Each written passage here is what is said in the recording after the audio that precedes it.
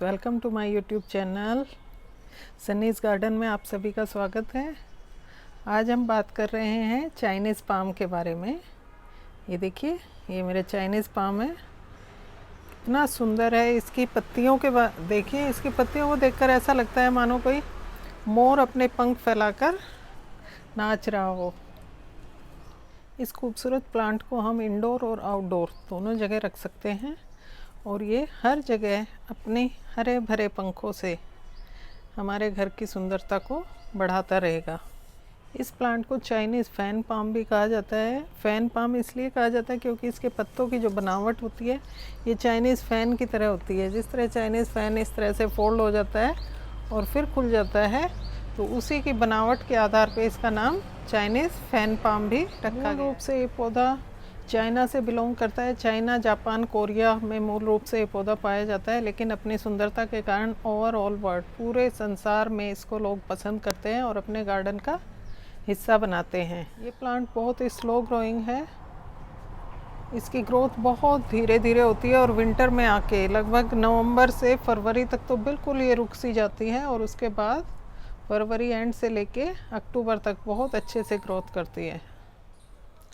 दोस्तों, यह एक लो मेंटेनेंस प्लांट है, अर्थात इसको लगाने में, इसको रखने में, संभालने में, केयर करने में कोई विशेष ध्यान देने की आवश्यकता नहीं, ना ही कोई इसमें विशेष फर्टिलाइज़र की आवश्यकता होती है। एक सिंपल सा गोबर खाद से ही ये बहुत अच्छे से ग्रोथ कर जाता है। किसी पेस्ट वगैरह का भी इसके ऊपर कोई अटैक नहीं होता। चलिए, जिनके पास ये प्लांट नहीं है वो इस प्लांट को अपने गार्डन में ऐड करेंगे। तो सबसे पहले बात करेंगे इसके सॉइल मिक्स की। जब भी इस प्लांट को लगाते हैं तो इसके लिए वेल ड्रेन सॉइल का होना बहुत ज़रूरी है। वेल ड्रेन सॉइल मीन्स इसमें एक भाग मिट्टी, एक भाग कंपोस्ट और एक भाग रेत लेंगे और तीनों को मिक्स करके इसका पोटिंग सॉइल बनाएंगे। देखिए, एकदम से वेल ड्रेन इसके अंदर, ताकि पानी रुके ना और ना ही इसमें बहुत ज़्यादा हार्ड मिट्टी हो, चिपचिपी मिट्टी इसको पसंद नहीं है। इसके अंदर पानी डालें और जितनी इसको आवश्यकता है उतनी ले ले और बाकी का नीचे से ड्रेन हो जाए। तो इस तरह की पोटिंग सॉइल हमें बनानी है। इस प्लांट को किसी विशेष तरह के कंपोस्ट की आवश्यकता नहीं होती। यह एक सिंपल गोबर खाद में उगने वाला प्लांट है और कभी कभी अगर हो सके तो इसको टाइम टू टाइम हम लिक्विड फर्टिलाइज़र जो अपने और अलग प्लांटों को देते हैं वो भी इसमें दे सकते हैं। अगर एक बार इसकी पोटिंग सॉइल में अच्छे से खाद दे दी जाए तो उसके बाद 5-6 महीने तक इसमें खाद की कोई आवश्यकता नहीं होती। तीसरी चीज़ है पानी। पानी का हमें विशेष रूप से ध्यान रखना होगा क्योंकि इस प्लांट को ओवर वाटरिंग बिल्कुल भी पसंद नहीं है। अगर ओवर वाटरिंग हम करते रहेंगे तो ये प्लांट की रूट रोट हो जाएगा, रूट इसकी सड़ जाएंगे और प्लांट हमारा मर जाएगा।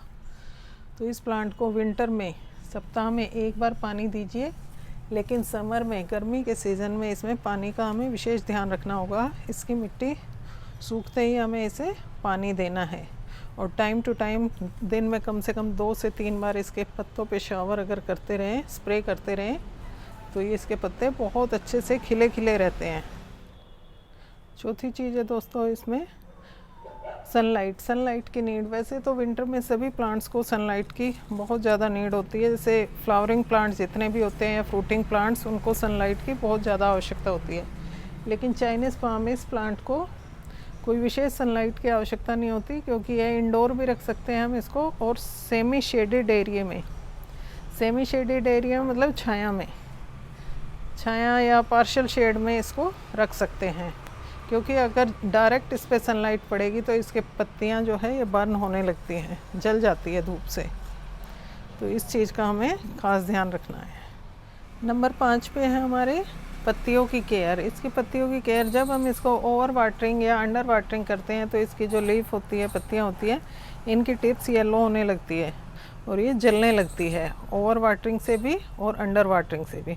तो इस चीज़ का हमें ध्यान रखना पड़ेगा कि ना तो ये ओवर वाटरिंग की जाए इस प्लांट में और ना ही अंडर वाटरिंग की जाए।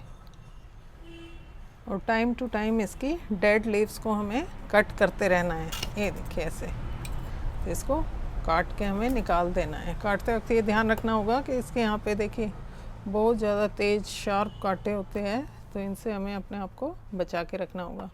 और नीचे से जब भी इसकी पत्तियों को काटेंगे तो उसके बिल्कुल इसके ट्रंक से थोड़ा हट के, इसके ट्रंक से थोड़ा ऊपर से हमें काटना है, क्योंकि ये जो बच जाते हैं डेड पार्ट्स, डेड लीव्स की जो पार्ट्स होते हैं, ये हमारी न्यू ग्रोथ जो होती है, नई टहनियाँ होती हैं, उनको सपोर्ट देते हैं, उनको सहारा देते हैं।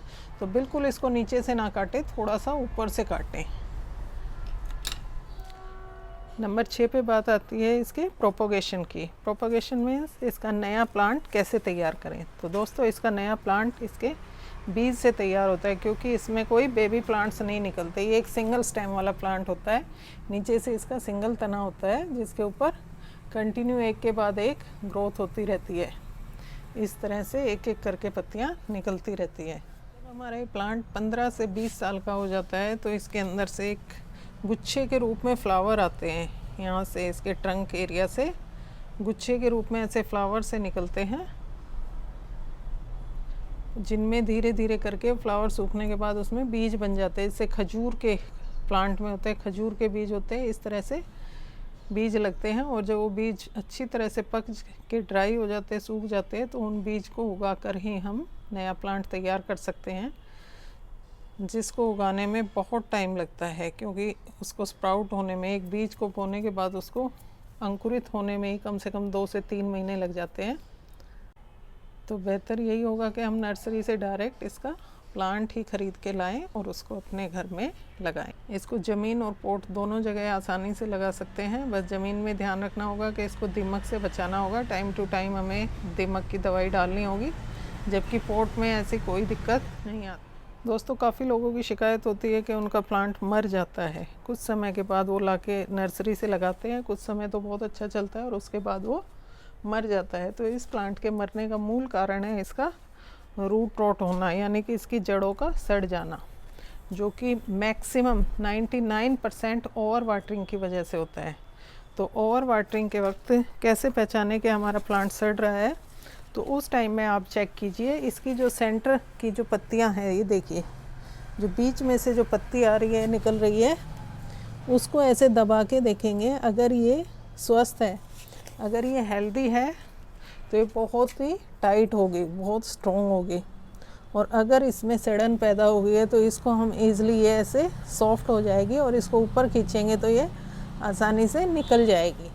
ऐसी हालत में हमारे प्लांट को बचाना नामुमकिन हो जाता है, क्योंकि यहाँ से ही ग्रोथ होती है इसकी। और अगर यही एरिया हमारा सड़ जाएगा तो प्लांट हमारा मर जाएगा। अगर प्लांट हमारा एक तने से नीचे से सड़ता है, नीचे जड़ में कोई कीड़ा लगता है, तो भी हम उसको सेव कर सकते हैं किसी भी तरह दवा वगैरह डाल के। लेकिन यहाँ से सड़ने के बाद ये प्लांट को बचाना नामुमकिन है। तो दोस्तों ये थी इस प्लांट के बारे में, इसकी केयर और प्रोपोगेशन के बारे में पूरी जानकारी। अगर इस प्लांट से रिलेटेड कोई भी क्वेश्चन या क्वेरीज आपके मन में है तो प्लीज़ मुझे कमेंट्स बॉक्स में जाकर कमेंट करें और लाइक और सब्सक्राइब का बटन दबाना ना भूलें। Thank you.